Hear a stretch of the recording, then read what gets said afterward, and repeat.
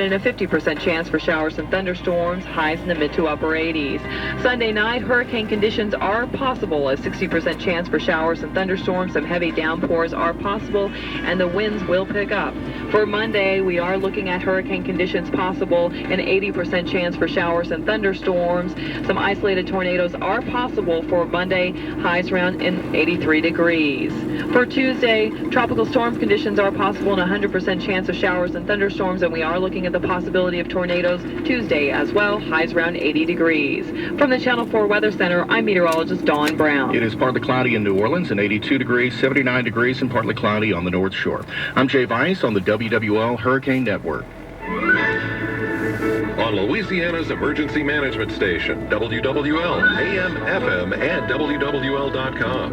And Intercom's family of radio stations, Magic 101.9, Bayou 95.7, B97, and ESPN 1350 AM. Here's continuing coverage of Hurricane Gustav. To connect to WWL, call 504-260-1870 or 866-889-0870 or log on to WWL.com. And good morning once again. Don Dubuque here at the St. Tammany Parish Emergency Operations Center studios. And all morning long and into last night, we've been taking your telephone calls as you evacuate from the coastal area to points north, east, and west, advising your fellow evacuees of traffic bottlenecks or jams or suggestions or tips, and we'll continue to do that. We do have our next Hurricane Gustav update coming from WWL TV meteorologists Carl Arredondo and Dawn Brown momentarily. But first, let's get back to those telephone calls. Find out what's happening is those of you who are traveling east. We have Suzanne in Biloxi. Good morning, Suzanne. What can you tell us about the traffic situation around Biloxi, Mississippi? Well, I was actually in Biloxi, and I actually left last night at 10, and I've already made it to Atlanta. I've been in Atlanta for over an hour now. And I recommend everybody to go to the website, the Department of Transportation. They have all kinds of evacuation routes to get out. And what was that website again? It's the Department of Transportation. You can either use it for... 1 o'clock, the wind speed has dropped 5 more miles per hour to 120. It's still a Category 3 hurricane, and there's still a possibility of fluctuation in strength. It could be back up to a 4 later today or tonight. So the intensity forecast still is a forecast that's in transition, and we don't expect it to weaken a whole lot more. In fact, we do still expect an intensification. We hope it doesn't, but it's about 375 miles southeast of the mouth of the river.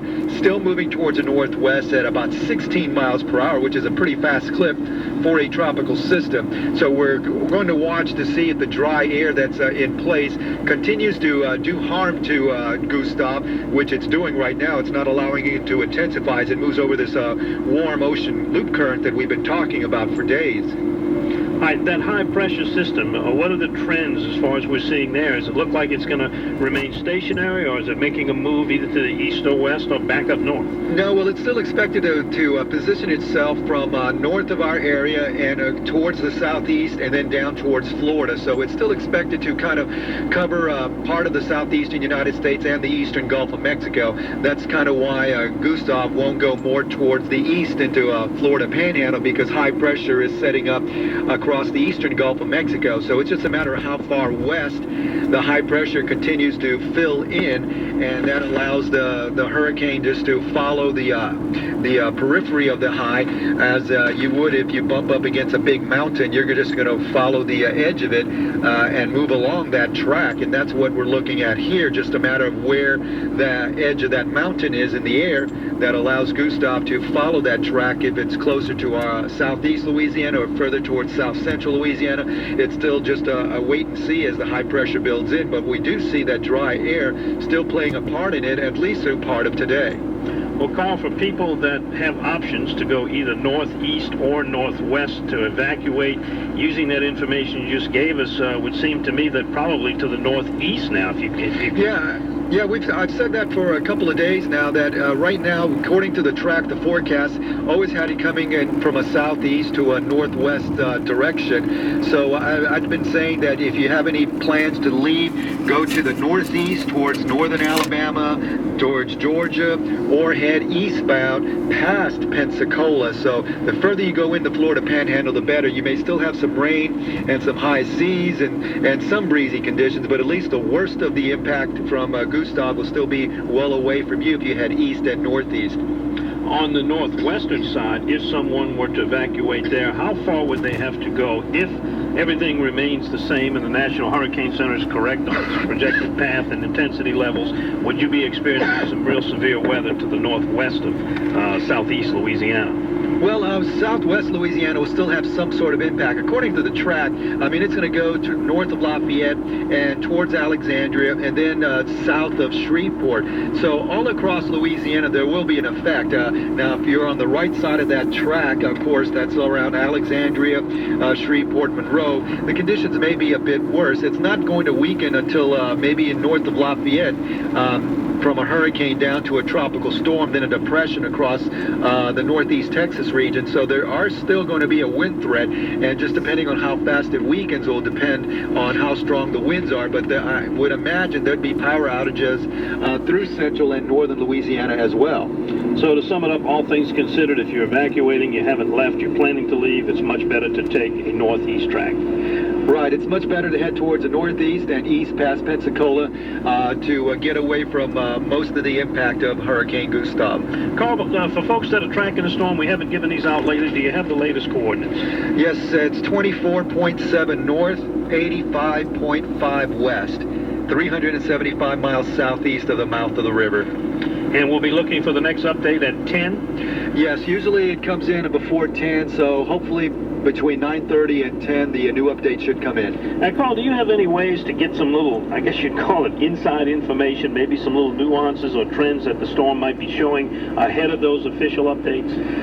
Well, no, I mean, you know, we see the recon come in, and the plane's always out there flying, and they send data back on the internet, so we definitely can see what's going on. So when they send a vortex message out, that vortex message is basically their final report back to the Hurricane Center, and that kind of sums up what the next advisory will be. So if we see a vortex and it shows a max wind of 125, then we'll know before the advisory comes out that the winds will probably be increased to about 125. So we try and keep an eye on those vortex messages because they send out those drop sounds, those weather instruments from the plane through the hurricane in many different quadrants and many different times, and that relays back the information to the Hurricane Center. It's also on the internet, so you can always see, of course it's in code, but you can understand that if you follow the code, how to decipher it. And so we do have some sort of idea, but we usually wait for the official, report that comes out from the Hurricane Center. We may say that the message from the vortex indicated that the winds are now at 125. We'll see if that's what the Hurricane Center issues.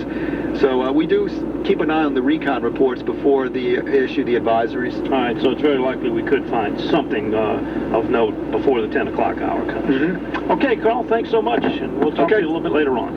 That is Carl Arredondo, the chief meteorologist with WWL Television and the WWL Weather Center, and he's been updating us along with Don Brown all morning long. We'll continue to do that throughout the storm, so please keep your dial right here. Again, we're inviting your telephone calls, suggestions, tips as you head out, maybe some things that you have experienced that you could pass along. We're all in this thing together. We're all trying to help each other out as much as we can, and we've got a wide variety of callers from all points, north, west, and east. So let's go now to John. He's on I-10 West, and we were asking about a traffic update as you get out past the Baton Rouge area towards Lafayette. John, are you that far on I-10?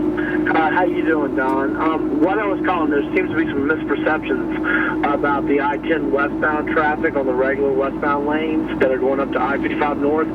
I think right at the Clearview exit and entrance, it is very light, but as soon as you get to the next exit, which would be Veterans Boulevard, it becomes a parking lot. And I've got there at 5:30 this morning, and I've yet to make it to the I-55 entrance. So it's been 2 hours plus to go from Veterans Boulevard Boulevard exit to the I-55 entrance. And so they've been talking about, oh, it seems so flowing so well. And that's where I think all the television and radio people have been located at the Clearview entrance and exit. And it's fine right there, but you go 1.5 miles and all of a sudden you're just stuck. And right now I'm very near the I-55 entrance.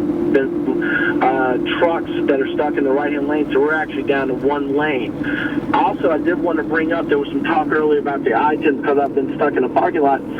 I-10 going to the east, and why wasn't there contraflow, and they were blaming it on Mississippi stopping us from going in there. If you read the actual contraflow map that's provided, that was never an option to begin with.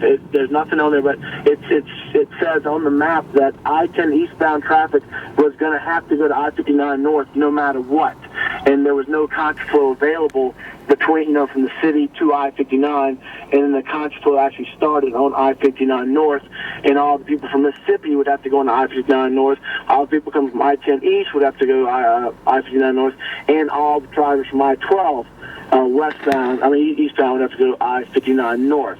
And so there's nothing that Mississippi did today that changed that. That was on the contraflow map, and so that was bad information.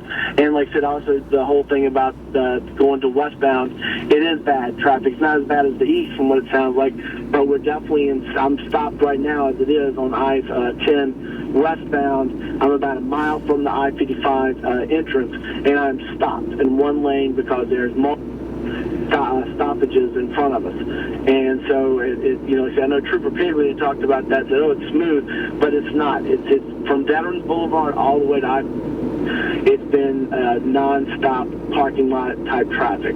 Well, I hope it does clear up for you a little better when you hit 55 and start headed north, but I got to tell you, John, I'm reading along with you on the contraflow instructions, and you're absolutely right. It does state in advance that the traffic will go to I-59 to Mississippi from I-10. So yeah, and that's what I'm reading. I don't think this was any change, at least not to what I'm seeing. Whatsoever. Now, it would maybe make sense that they could have actually opened up those lanes that were going back towards the city and have them go out too, but then you still would have this bottleneck at the I-59, I-12, I-10 interchange.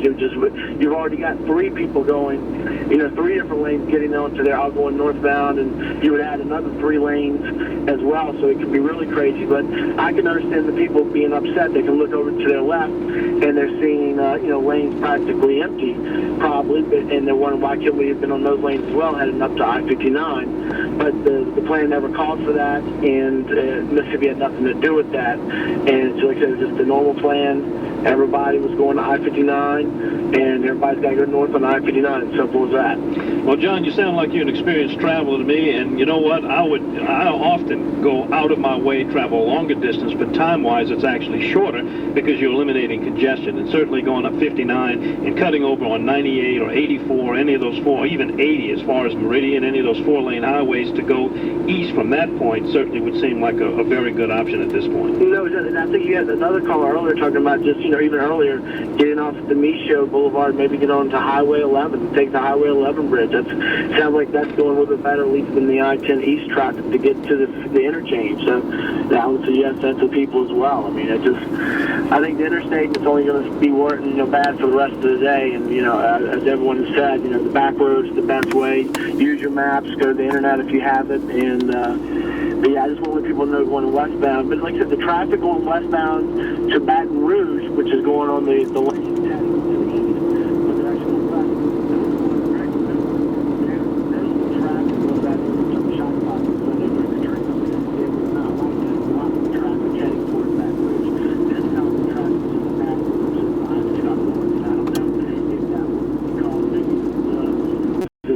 to do, unfortunately. So, well, Contraflow, of course, is a dynamic system, a program, and it's ever-changing, and the more times we go through it, the more we'll learn, and some of those lessons are hard learned. Yeah, John, hope things clear up better for you.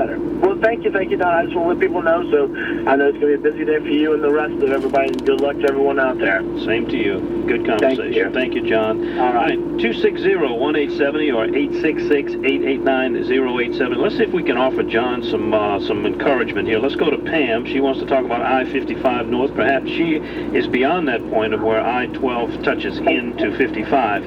Pam, what can you tell us about I-55 North? Where are you? Well, I can't tell you too much. sympathize with the last caller because it was at a standstill on 55. I haven't gotten to Ruddock yet. From about maybe 4 miles off of, where 55, off of I-10 on 55. And it came to a complete stop. People were out their cars. Now it's moving. This is the best it's been moving so far. But that I'm going 35 miles an hour right now. Where did you say you were? You're on the elevated portion between Ponchatoula and Laplace? Is that where you are? I am, right. Well, before Ponchatoula. I'm before Manchac. Before Manchac, on the elevated yes, portion. Yes, sir. Actually, and this was one of the questions I had wanted to ask. The Contraflow, I thought, was going to be running on 55 also. That the southbound lanes were going to be for people going north. But it's not. Am I wrong about that? No, the Contraflow plan I'm looking at does call for it on I-55. Because all the way from Laplace into Mississippi. I see cars riding coming south on 55. Not that many, just one here and there. But we have no one going north on the south side of 55. Okay, we'll have to check with the state police to find out why that's been changed. It's been a mess because I left it at 5 o'clock this morning and got on at Elysian Field. From 5 o'clock this morning at Elysian Field, I-10, and this is where I'm at now. Well, these times are never pleasant, and hopefully that'll be the worst inconvenience you have. It was upsetting when I heard the state police saying that things were, it's like don't misinform the people because they may choose to go another way. Well, sometimes things change very rapidly. I don't know if they changed that rapidly, but Pam, thank you for the call, and we will get them back on from the Louisiana State Police. Stay tuned. You're listening to continuous live coverage from the WWL Hurricane Network. I'm Don Dubuque at the St. Tammany Parish Emergency Operations. This is continuing coverage of Hurricane Gustav on Intercom New Orleans, 870 AM WWL, 101.9 WLMG, 95.7 WKBU, 97.1 WEZB, 1350 AM WWL New Orleans, and 105.3 WWL-FM Kenner, New Orleans. CBS News, I'm Steve Kathan. The White House says President Bush is unlikely to attend the Republican National Convention tomorrow because of the looming threat from Hurricane Gustav. This is the storm of the century. New Orleans Mayor Ray Nagin isn't sparing the adjectives, imposing mandatory evacuation orders. Aaron Broussard is president of Jefferson Parish. Please leave. Thousands are evacuating all along the Gulf Coast. Here's the latest on the storm. It's a Category 3 with top sustained winds of 120 miles an hour. It's expected to get stronger before it comes ashore late tomorrow. CBS's Cammie McCormick is talking to people in Algiers, Louisiana. Bill Irwin is an emergency of threats at this type of level. Therefore, I'm announcing at this time for a mandatory evacuation of the East Bank that would begin at noon today. So for the first time ever, all of Jefferson Parish is now under a mandatory evacuation order, with Broussard saying you cannot protect yourself against what Mother Nature is going to